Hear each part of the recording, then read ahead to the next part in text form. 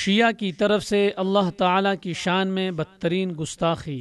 یہ آپ دیکھیں گے دیواروں پر یا علی مدد جہاں لکھا ہے وہاں یا اللہ مدد یا اللہ مدد یا اللہ مدد، تو میں نے کہا تھا میں اس کا جواب کوئی نہیں دیتا، بلکہ یا اللہ مدد لکھا ہوا جب دیکھتا ہوں تو علی کی حقانیت کو سجدے کرنے کو جی چاہتا ہے۔ علی کے بدل نسل دشمن نے بھی یا علی کاٹ کر یا اللہ مدد لکھ کر 1400 برس کے بعد تسلیم تو کیا کہ یا علی کے مقابلے میں اس لعنتی کو بھی کوئی بندہ نظر نہیں آیا۔ اللہ قابل قدر ناظرین، یہ شیعہ ذاکرین کا عمومی مزاج ہے کہ وہ اپنے اماموں کی فضیلت ثابت کرتے ہوئے کسی بھی مقدس ہستی کی توہین کر دیتے ہیں۔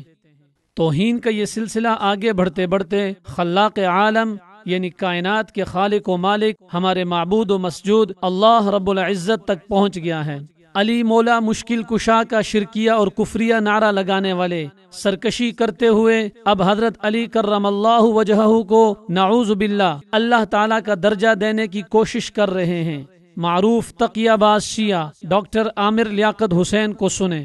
موسیٰ نے تو ہارون کو مانگا تھا، مصطفیٰ نے علی کو مانگا نہیں، علی نے علی بھیجا تھا، علی نے علی بھیجا تھا، علی نے علی بھیجا تھا۔ معروف پاکستانی ذاکر کو سنیں۔ پادری نے پرچہ اٹھایا، کاغذ قلم لیا، ایک ذائچہ بنایا، دیکھا، پھاڑ دیا، دوسرا لیا، بنایا، پھاڑ دیا، تیسرا لیا، بنایا، پھاڑ دیا، چوتھا لیا، بنایا، پھاڑ دیا۔ جب لاتعداد ذائچے بناتا رہا، پھاڑتا رہا، ابو طالب نے کہا بتاتا کیوں نہیں کہ 13 رجب کو اتنے بجے جو بچہ آیا وہ کیا ہوگا؟ پادری کھڑا ہو کر کہنے لگا ابو طالب جو وقت تو بتا رہا ہے اس میں اللہ تو پیدا ہو سکتا ہے، بچہ پیدا اس میں اللہ تو پیدا ہو سکتا ہے، بچہ پیدا آئیے قرآن کریم سے پوچھتے ہیں کیا اللہ تعالی وحدہ لا شریک لہ کے علاوہ کوئی اور بھی نعوذ باللہ معبود برحق یا خدا ہے؟ سورہ اخلاص کی تلاوت اور ترجمہ ملاحظہ فرمائیں۔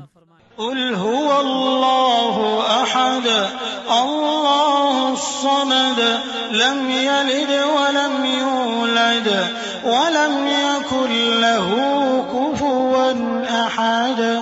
اب کہہ دیجئے کہ وہ اللہ تعالیٰ ایک ہی ہے، اللہ تعالیٰ بے نیاز ہے، نہ اس نے کسی کو جنا اور نہ ہی اس کو کسی نے جنا، اور اس کا کوئی ہمسر نہیں ہے۔ دوسری جگہ سورۃ الانبیاء کی آیت نمبر 22 میں اپنی وحدانیت کا یوں اعلان فرمایا، لو كان فيهما آلهة إلا الله لفسدتا فسبحان الله رب العرش عما يصفون۔ اگر آسمان و زمین میں سوائے اللہ تعالیٰ کے اور بھی معبود ہوتے تو یہ دونوں درہم برہم ہو جاتے، بس اللہ تعالیٰ عرش کا رب ہر اس وصف سے پاک ہے جو یہ مشرک بیان کرتے ہیں۔ انہی لوگوں کے بارے میں اللہ رب العزت سورۃ النساء کی آیت نمبر 116 میں فرماتے ہیں، ان اللہ لا یغفر ان یشرک به ویغفر ما دون ذلك لمن